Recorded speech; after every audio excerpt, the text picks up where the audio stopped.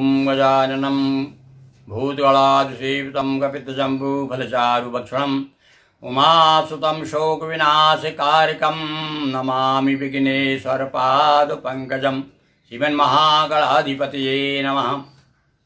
नर्मदा प्रेमी सज्जनों, भगवती नर्मदा सर्वश्रेष्ठा नर्मदा कहा भी गया ना कि सप्त दिवस जानवी 7 दिन सप्त दिवस यमुना बुगाहन और छुअत जानवी करती पावन, किंतु नर्मदा माता दर्शन पाते ही हो जाते पावन। भगवती नर्मदा की महिमा ऐसी बताई गई है कि भैया गंगा जी में तो स्नान करने से जो फल प्राप्त होता है वही फल जो है नर्मदा के दर्शन से और उसका स्मरण करने से हो जाता है। तो अभी हम आपको नर्मदा परिक्रमा में ले चल रहे हैं, मानसिक रूप से आप भी हमारे साथ साथ चल रहे हैं।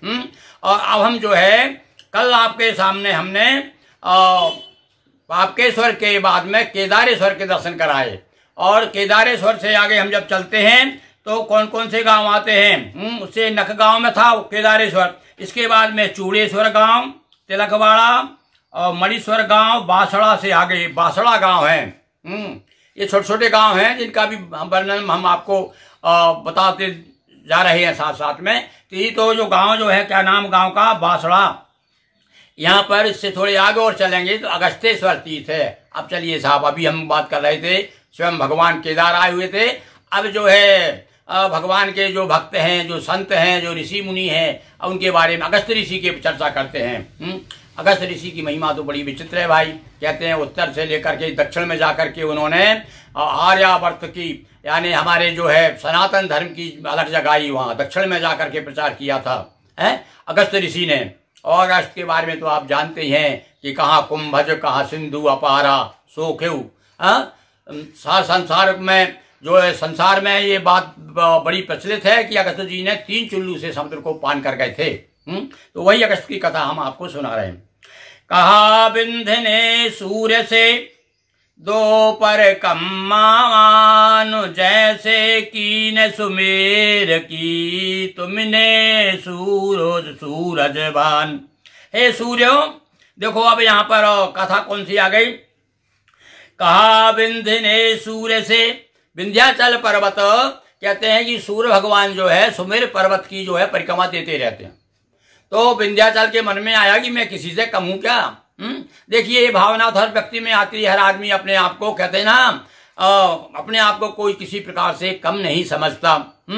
तो यहाँ पर विंध्याचल कह रहे हैं सूर्य भगवान से कि आप भी मेरी परिक्रमा दीजिए, जैसे प्रकार से आपने सुमेर पर्वत की दी है।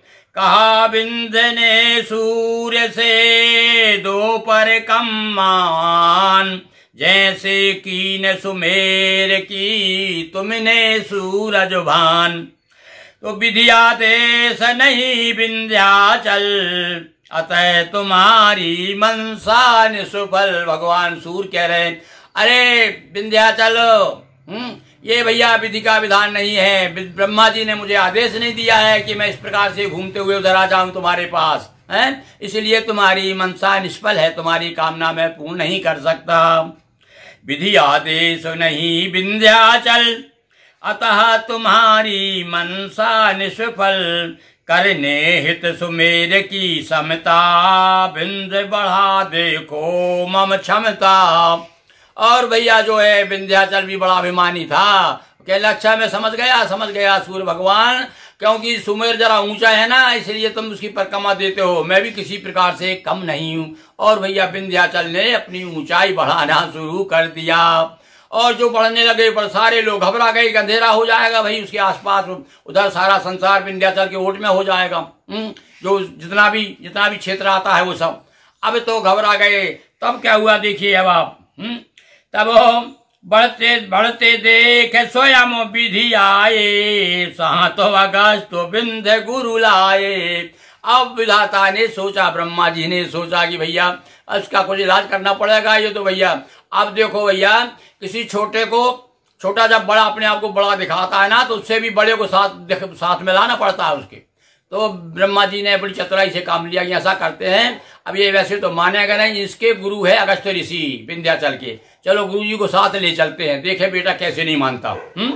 अब आ गए सब ब्रह्मा जी। अब ब्रह्मा जी ने क्या किया, जब अगस्त गुरु शीस झुकाया और ऋषि अगस्त ने तब समझाया। पहले अगस्त जी से कह दिया था महाराज ऐसा ऐसा करना है आपको।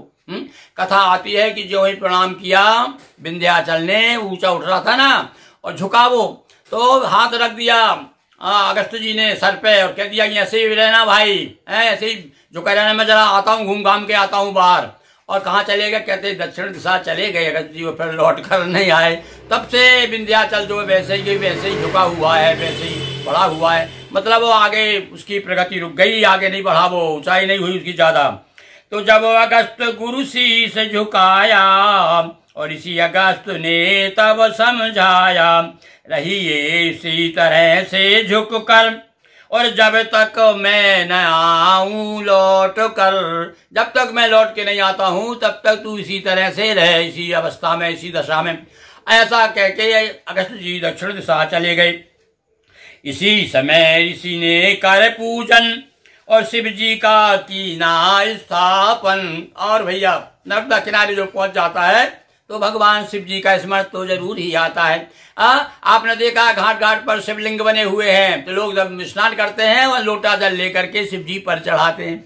अगस्त ऋषि ने भी भगवान शिव की शिवलिंग की स्थापना की और भगवान शिव का अभिषेक किया वहां पर। तो इसलिए वहां पर जो शिवलिंग है वह अगस्तेश्वर के नाम से प्रसिद्ध हुए।